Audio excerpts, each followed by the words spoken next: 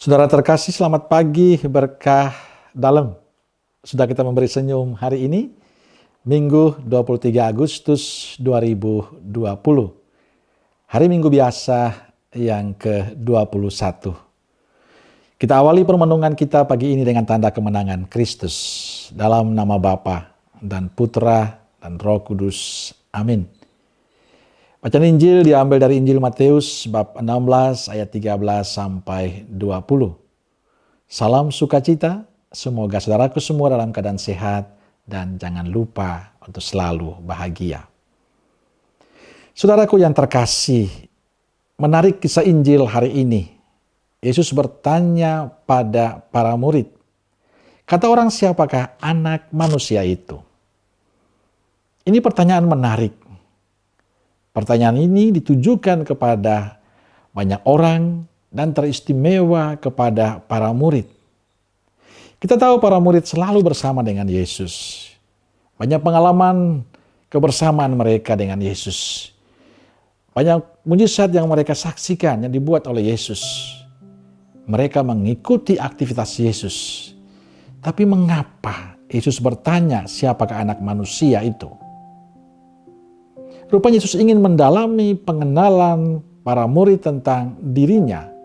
Apakah mereka sungguh-sungguh mengenal Yesus?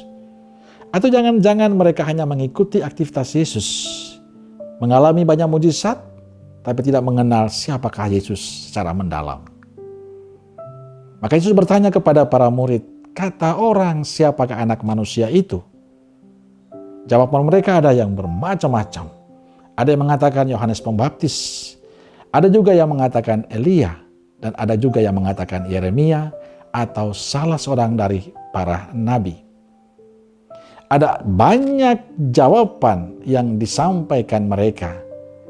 Bagi saya jawaban itu mencerminkan harapan masyarakat Yahudi yang menantikan tokoh yang membebaskan mereka.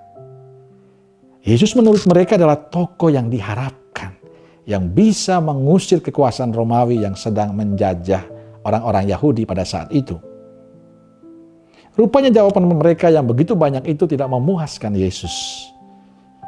Maka ia bertanya lagi kepada para murid, tetapi apa katamu, siapakah aku ini? Pertanyaan sudah mulai memfokus.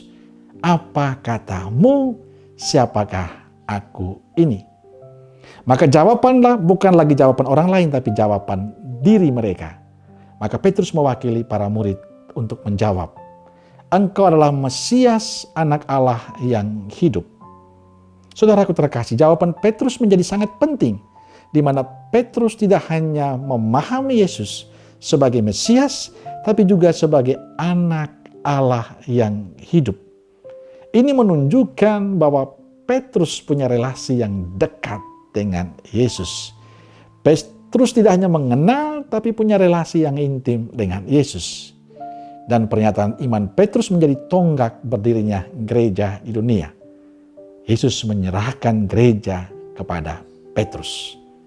Saudaraku yang terkasih, Yesus tidak hanya bertanya pada banyak orang dan juga pada para murid, tapi Yesus ingin bertanya hari ini kepada Anda dan saya, kepada kita masing-masing, siapakah Yesus menurut kita? Saya percaya kita semua sudah lama tahu tentang Yesus. Kita dibaptis, ada yang dari bayi, ada yang sudah dewasa. Kita memahami tentang Yesus. Kita yakin dengan kuasa yang dilakukan oleh Yesus. Tapi pertanyaannya adalah, siapakah Yesus itu menurut kita masing-masing? Saudaraku terkasih, Yesus tidak membutuhkan jawaban kita menurut kata orang ini atau kata orang itu. Menurut buku ini atau buku ini, teolog itu. Tidak. Yesus ingin mendengarkan jawaban kita pribadi. Jawaban kita pribadi tentang Yesus yang sangat menentukan kehidupan beriman kita. Saudaraku terkasih, pengenalan sejati akan Allah tidak tergantung pada seberapa banyak waktu yang kita kurbankan untuk kegiatan kegerejaan kita. Tidak berapa banyak waktu yang kita lakukan untuk berdoa, untuk ke gereja, untuk beraktivitas. Tidak. Tapi yang terpenting adalah seberapa dalam kita memahami Allah dan seberapa dekat kita hidup bersatu dengan Yesus.